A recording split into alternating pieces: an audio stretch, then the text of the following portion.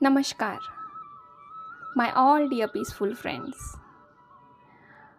मित्रांनो, जसं आपल्या सगळ्यांनाच माहिती आहे की हे आता कलियुग चालू आहे आणि या कलियुगात सगळं काही अचानक घडत आहे, बरोबर? अचानक घडत असलेल्या जीवनात आपल्यासोबत एक खरा मित्र असण्याची खूप आवश्यकता आहे माय डिअर फ्रेंड्स.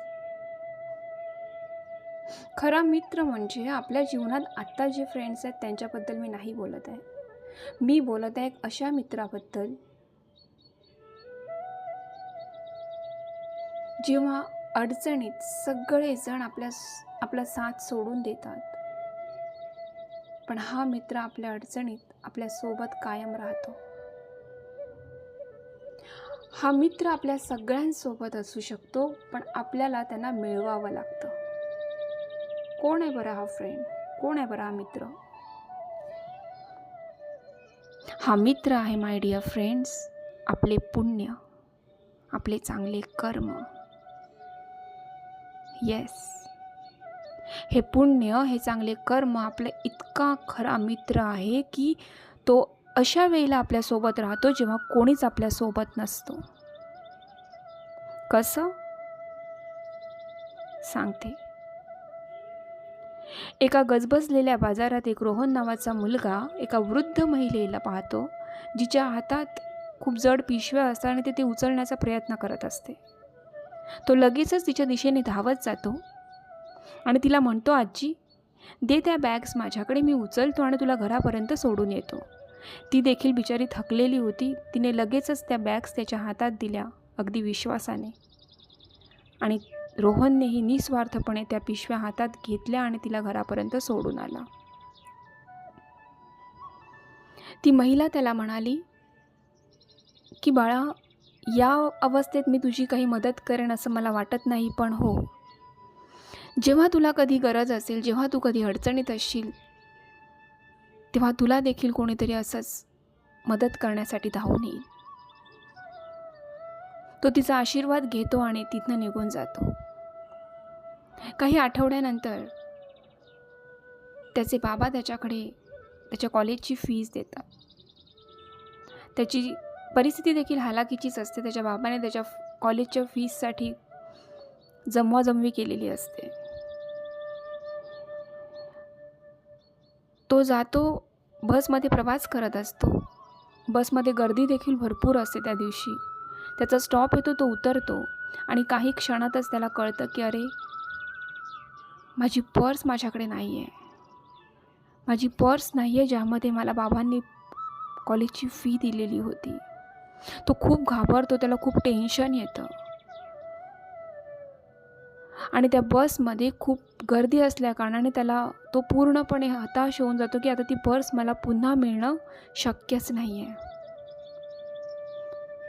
हे विचार करत असतानाच त्याला एक कॉल येतो. तो कॉल असतो त्या बसमधल्या सहप्रवाशाचा.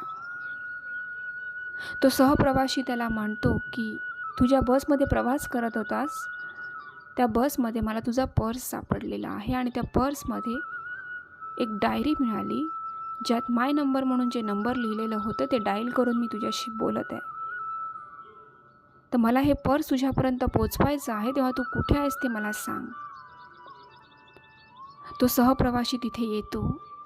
त्याला बघून रोहन खूप आनंद होतो त्याला की माझं पर्स मला मिळालं. तो पर्स पाहतो, चेक करतो. ते पैसे, त्याच्या सगळ्या वस्तू त्यामध्ये ॲज इट इज होत्या. तो त्याचं खूप मनापासून आभार व्यक्त करतो.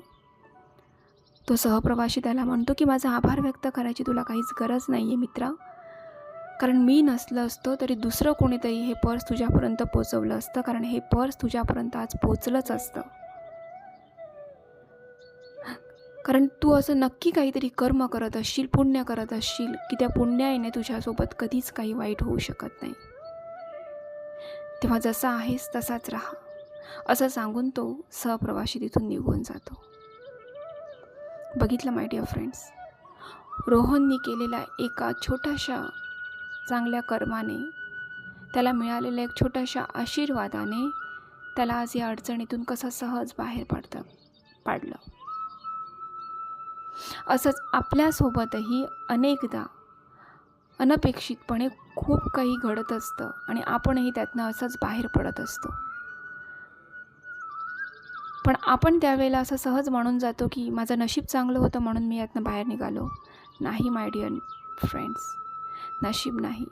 आपणही छोटे मोठे काही कर्म करत असतो, पुण्य करत असतो, ते आपल्या गाठीशी असतात, जे अशा वेळेला आपल्याला उपयोगाला येतात जेव्हा आपण अडचणीत असतो. तेव्हा माणसं कमवा, पैसे कमवा, पण त्यासोबत पुण्य देखील कमवा माय डिअर फ्रेंड्स, चांगले कर्म करून. कारण या कलियुगात आपल्याला ह्या मित्राची खूप आवश्यकता आहे. खूप साऱ्या अडचणी येतील, त्या अडचणीत आपल्याला या मित्राची खूप गरज भासणार आहे. तेव्हा पुण्य कमवा. नमस्कार.